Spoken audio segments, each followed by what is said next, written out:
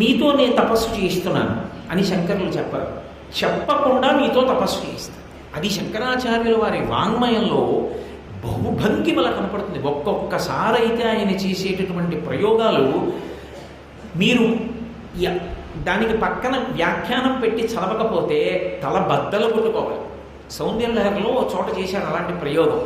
సవ్యేతరకర గృహీతం రతిపతే అన్నారు. సవ్యేతరకరం అంటే ఏది? సవ్యం అంటే కుడి, సవ్యేతరం అంటే ఎడమ. నేను గుళ్ళోకి వెళ్ళాను అనుకోండి, సవ్య ప్రదక్షిణం అంటే ఎడమ వైపు నుంచి తిరుగుతాను. అప్పుడు సవ్యం ఎడమ, ఎడమ కానిది కుడి. సవ్యం అంటే కుడి కాబట్టి సవ్యేతరం అంటే కుడి కానిది ఎడమ. గుళ్ళో ప్రదక్షిణం సవ్య ప్రదక్షిణం అంటే ఎడమ పక్కన కాబట్టి ఎడమ కాని కుడే. ఏది కుడో ఎడమో తెలియ కొట్టుకుంటాం ఆ శ్లోకంలో. వాడికి కుడి ఎడమ తెలియదురా అంటారు. కుడి ఎడమ తెలియకుండా చేసేస్తారు శంకరాచార్య గారు.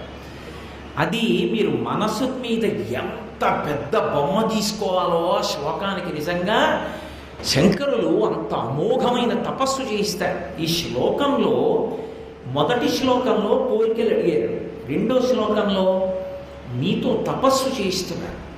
దేని మీద? మొదటి శ్లోకంలో చిన్న సూచన చేస్తారు ఎవరిని పట్టుకుంటున్నారో. కులు అంటే మీరు బాగా పట్టుకుంటారేమో. కులు అంటారు చూసారా, అలా ఇచ్చారు. ఏమిటి? విష్ణువుని పూజ చేస్తున్నాను కాబట్టి ఇప్పుడు ఎవరి గురించి చెప్తారు? రెండో శ్లోకంలో విష్ణువు గురించే చెప్తారు. ఆయన ఆ విష్ణు స్వరూపాన్ని వర్ణిస్తున్నారు. ఊరికే తడబడిపోక్కర్లేదు సుమా అని పై శ్లోకంలోంచి అన్వయం చేసుకోవాలి. దివ్యధుని మకరందే. దివ్యధుని అంటే దివ్యమైనటువంటి నది ఒకటి మకరందంగా ప్రవహిస్తోంది. మకరందము అంటే తేనె. తేనె ఎక్కడి నుంచి వస్తుంది? పువ్వులోంచి వస్తుంది. పువ్వులోంచి నది ప్రవహించిందని, నది తేనెగా ఉందని ఎక్కడుంది అసలు? అలా ఎలా అన్వయం అవుతుంది? మీరు మిగిలిన శ్లోకం చదివేయకుండా ఉంటే కాసేపు దాని గురించి ఆలోచించాలి. అలా ఎలా కుదురుతుంది? తేనెగా నది, తేనెగా నది ఎక్కడా ప్రవహించలేదు. పైగా తేనె నదిగా ప్రవహించిందంటే పువ్వులోంచి ప్రవహించాలి. విష్ణువు పువ్వుగా ఉండి అలా ఎప్పుడూ ప్రవహించలేదు. మరి ఏమిటి మాట్లాడుతున్నట్టు శంకర భగవత్పాదులు ఇప్పుడు? పోన్లే, తర్వాత చూద్దాం. పరిమళ పరిభోగ సచ్చిదానందే. తేనెకి వాసన లేదు. తేనెకంతా ఏదో ఘమఘమలాడిపోయే వాసనలే ఉండవు దానికి. పరిమళ పరిభోగ. పోనీ మామూలుగా మాట్లాడతారా? చిన్న విశేషణం పక్కన వేశారు. భోగ కాదుట, పరిభోగ. మళ్ళీ మళ్ళీ వాసన చూడాలనిపించేటటువంటి పరిమళంతో ఉంటుంది. గంధ అనలేదు, మీరు బాగా గుర్తుపెట్టుకోవాలి.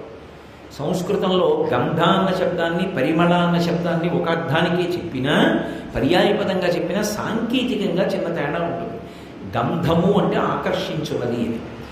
పరిమళము అంటే అది ఎంతసేపు వాసన చూడండి, ఇంకా చూడాలని కోరిక పుట్టిస్తుంది. రెండు వివిధ పదార్థములను అక్కడ అలదడం చేత సహజముగా ఉన్న సువాసన ఉన్న పదార్థము నుండి ఈ పదార్థముల కలయిక చేత ఉత్పన్నమైన వాసన.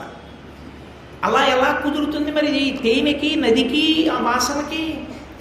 పరిమళ పరిభోగ సచ్చిదానందే. అప్పుడు అదేమిటిట? సచ్చిదానందం అంటది. సచ్చిదానందం విష్ణువు ఒప్పుకుంటాం, సప్తచిత్తు ఆనందం.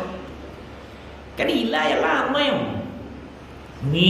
మీరు అంటే నా గోటిగాడు అని అర్థం. ఎప్పుడైనా నేను మీరు అంటే మీరని కాదు, నేను అని.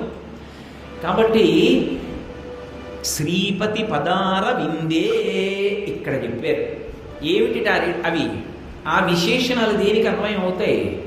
శ్రీపతి పాదములకు అన్వయం అవుతాయి. శ్రీపతి ఎవరు? శ్రీపతి ఎవరంటారు ఏంటంటే మాకు తెలియదు ఏంటంటే. శ్రీపతి అంటే లక్ష్మీపతి.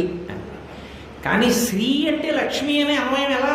ఎందుకని అంటే శంకర భగవత్పాదులు సౌందర్యలహరిలో వాడారు శ్రీసరణి అని.